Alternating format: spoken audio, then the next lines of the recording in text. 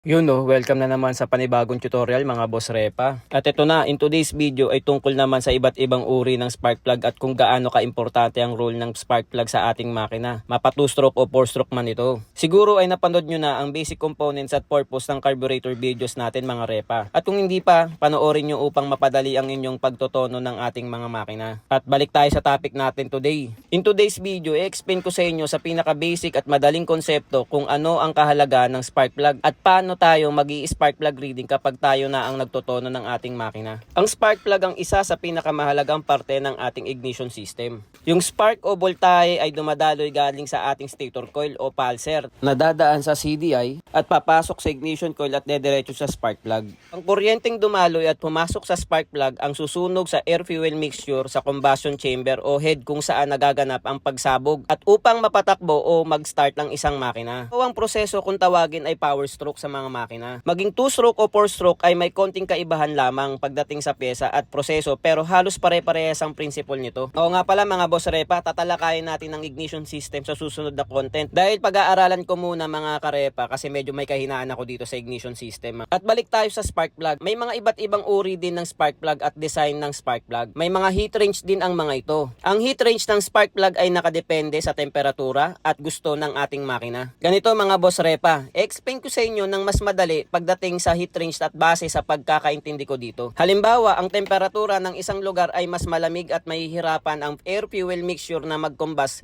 kakailanganin natin ng mainit na heat range ng spark plug at upang mas madali niya itong masunog mga karepa. Correct me if I'm wrong sa parte na to ha. Kung titignan natin dahil sa datos at pag-aaral ng mga veteranong tuner ay ang gasolina na ginagamit natin ay malamig at kahit ito ay highly combustible ay malaking factors ito sa pag-andar ng ating makina. At hindi din como malamig ay kailangan ng sobrang init na spark plug. Ibabase mo ito sa pangangailangan ng ating makina. Isa pang konsepto ay kung gagamit ka naman ng cold plug at nasa malamig kang lugar ay mahihirapan ka ding itono ito. Magbibigay ng false reading ang inyong spark plug nang dahil sa kasalungat na setting sa makina at temperatura na meron tayo sa paligid natin. Upang mas maintindihan natin ang heat range ng mga spark plug ay bumase ka sa pangkaraniwan na heat range ng spark plug. Hindi kaya mag-base ka sa specification ng bawat spark plug kasi meron itong bawat specification at heat ranges. So yun mga boss repa, para ma-identify natin kung spark plug na ginagamit natin ay nasa hot side or cold side ba. Kung hindi natin alam yung mga boss, yung code ng spark plug natin, mas mainam din na check na lang din natin yung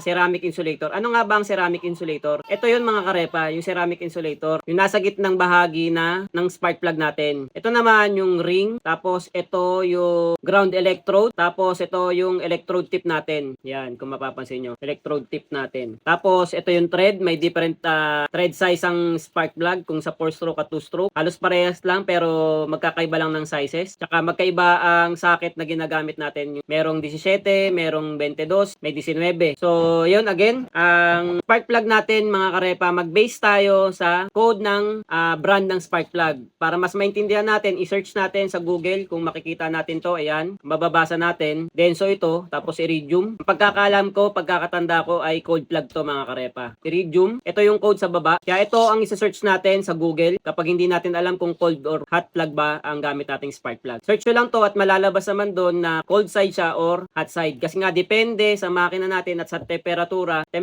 ng kapaligiran natin mga karepa, yung gagamitin nating spark plug at sana ayon sa makina natin or yung gusto ng makina natin mga boss. So, bigyan ko rin kayo ng idea mga karepa. Pagka mag-check naman kayo ng mag-i-spark plug reading naman kayo, meron tayong ground, ito yung electrode tip natin. Ito yung insulator, yung nasa loob, insulator, ceramic insulator, tapos ito yung ring. Tapos syempre may gap siya. Yung gap na between do sa ground tip tsaka do sa mismong electrode natin, may gap yan. Pag ito, malimit na nagkakaroon, brownish siya, ibig sabihin nasa optimal ang sunog ng makina natin or yung performance ng makina natin. Pagka nandito naman sa thread, makikita nyo malangis kung 4-stroke, ibig sabihin kumakain siya ng langis or merong humahalong langis sa gasolina ninyo, na makikita nyo rito kulay itim to. Tapos pagka may oil fouling naman kayo, makikita nyo rin dito sa 2-stroke at dito rin sa thread, kulay itim to, masa-masa na langis para ma-identify natin pag nag-spark plug reading tayo. Pagka whitish naman at metal color, medyo lean side yun or mainit yung makina natin at kinakailangan natin ng dagdag na gasolina. Napapansin nyo mga karepa. Tapos may iba't ibang klase rin ng